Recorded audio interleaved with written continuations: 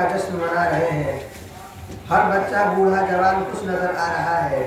ہر مکتب مدرسہ school college اور سرکاری و غیر سرکاری مقامات پر اپنے ملک کا قومی نشان ترنگا کا پرچم لہرایا گیا ہے، اور ملک کے مختلف مقامات پر جمہوری اور طاقتور اسٹیج کے ذریعے راشٹری گیت، قومی ترانے، اسپیچ اور تقریر و بیان سے اپنی خوشیوں کا اظہار اور اپنے پیارے بھارت سے بے پناہ محبت کی ثبوت اور شہیدان وطن کو خراج تحسین پیش کیا جا رہا ہے۔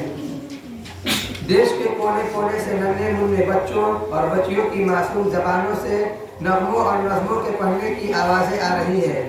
کہیں سے جہاں ڈال ڈال کے سونے کی چڑیا کرتی ہے بسیرا، وہ بھارت دیش ہے میرا، وہ بھارت دیش ہے میرا کی گونجیں سنائی دے رہی ہے۔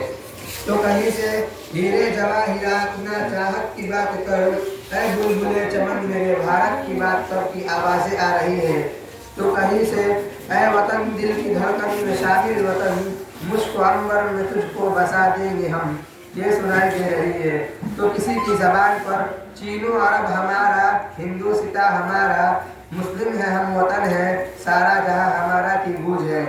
تو کوئی یہ گا رہا ہے، ہند ہے اپنا پیارا وطن دوستو، کتنا گلخیز ہے یہ چمن دوستو۔ اور کوئی تو یہ پڑھ کر اپنی خوشیوں کا اظہار کر رہا ہے کہ میری زمین میرا آسمان سب کچھ ہے، میرے لیے میرا ہندوستان سب کچھ ہے۔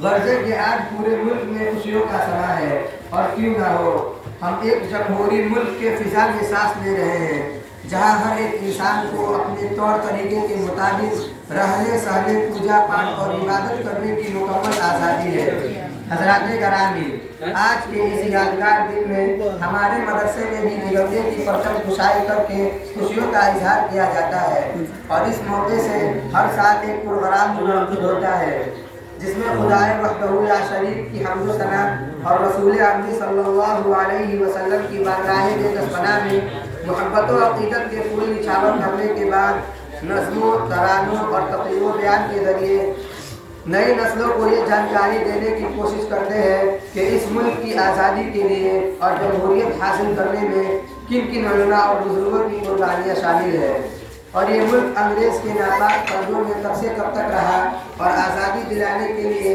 ہمارے جن بزرگوں نے خواب دیکھا وہ کب پورا ہوا، اور ہمارے مجاہدین آزادی کی خون کی آہو زاری کب رنگ لائی، اور اس ملک کو انگریز کے ظالم پنجوں سے چھڑانے میں ہماری قوم کے کتنے سب گھر سے الگ ہوئے، کتنے بچے یتیم ہوئے، اور کتنے خواتین اسلام بیوہ ہوئی، اور کتنے ماؤں نے اپنے نوجوان بچے گنوائے۔ معزز سامعین، آج کا ہمارا یہ پروگرام بہت ہی دلچسپ ہے، اس لیے میں تمام لوگوں سے گزارش کرتا ہوں کہ ہمارے پروگرام میں شرکت کے لیے تشریف لائے۔ اس پروگرام میں آپ کو تلاوت قرآن کریم، نعت پاک، حمد باری تعالی، عمدہ سے عمدہ نعتیں، نظمیں، مکالمے اور دلچسپ تقاریر سننے کو ملیں گی انشاءاللہ۔ لہٰذا آپ تشریف لا کر اس پروگرام سے بھرپور فائدہ اٹھائیں، اور اب میں چاہتا ہوں کہ اس پروگرام کا آغاز کر دیا جائے۔ اس سلسلے میں دنیا والوں کا قاعدہ یہ ہے کہ جب وہ اپنی کسی سبھا کا آرمبھ کرتے ہیں تو سب سے پہلے اس چیز سے شروعات کرتے ہیں جو ان کے نزدیک پوتر ہو۔ اسی طرح روایت قدیمہ کو برقرار رکھتے ہوئے ہم بھی یہ چاہتے ہیں کہ اس پروگرام کا آغاز ایسی چیز سے ہو جو پوری دنیا میں لائق عظمت اور مقدس سمجھی جاتی ہو۔ الحمدللہ ہمارے پاس رسول اللہ صلی اللہ علیہ وسلم کا لایا ہوا ایسا کلام الہی موجود ہے جس کی نظیر ساری دنیا میں کہیں نہیں ملتی۔ یہی وہ قرآن ہے جو امت مسلمہ کی روح ہے، تڑپتے دل کی فریاد اور شکستی روح کا علاج ہے۔ اسی قرآن میں درندہ صفت انسانیت کو جھنجھوڑ کر ایک حیات آفری پیغام دیا، ظلم و بربریت کی خونی دلدل میں پھنسی ہوئی انسانوں کو امن و انصاف عطا کیا۔ اسی کلام خداوندی نے پوری انسانیت کو بیدار کر کے دلوں میں عزت و حرمت، امانت و دیانت، عصمت و عفت، مروت و شجاعت، کرم و سخاوت اور صالح معاشرہ کی تعمیر کی۔ حضرات گرامی، تمام کلاموں پر اللہ رب العزت کے اس کلام کو وہی فضیلت حاصل ہے جو فضیلت اللہ تعالیٰ کے اس کی ساری مخلوقات پر ہے۔ اس لیے میں چاہتا ہوں کہ اس مجلس کا آغاز قرآن کریم کی تلاوت سے ہو۔ کسی شاعر نے کہا ہے، آغاز ہو مجلس کا قرآن کی تلاوت سے، آغاز ہو مجلس کا قرآن کی تلاوت سے، مسرور دل مومن ہو اس کی حلاوت سے۔ معزز سامعین کرام، تلاوت قرآن مقدس کا شرف حاصل کرنے کے لیے میں ایسے مجود قرآن، قاری خوش الحان، تالیہ قرآن کو دعوت دینے جا رہا ہوں جن کو قرآن کریم سے بہت گہرا تعلق اور عشق ہے۔ ان کی آواز میں عجیب قسم کی مٹھاس اور شیرینی ہے۔ آپ سوچ رہے ہوں گے کہ وہ کون سا خوش نصیب انسان ہے جس کو قرآن مقدس اور خیر الکلام کی تلاوت کی سعادت ملنے والی ہے۔ تو لیجیے میں اس شعر کے ساتھ آپ کی بے قراری کو دور کر دینا چاہتا ہوں۔ اب اپنی بے قراری کو قرار آ ہی گیا، جس کا شدت سے تھا انتظار وہ آ ہی گیا۔ اب میں بنا تاخیر و تردید کے اس مدرسے کے ایک ہونہار ذہین اور ننھے منھے طالب علم عزیزم قاری احیان بستی سے درخواست کرتا ہوں کہ آ چکے لوگ دیوانہ ابھی باقی ہے، افتتاح دری میں خانہ ابھی باقی ہے، سبزہ ہے گل ہے فصل بہار ہے، سب آ چکے ہیں صرف تیرا انتظار ہے۔ قاری احیان بستی نائٹ پر۔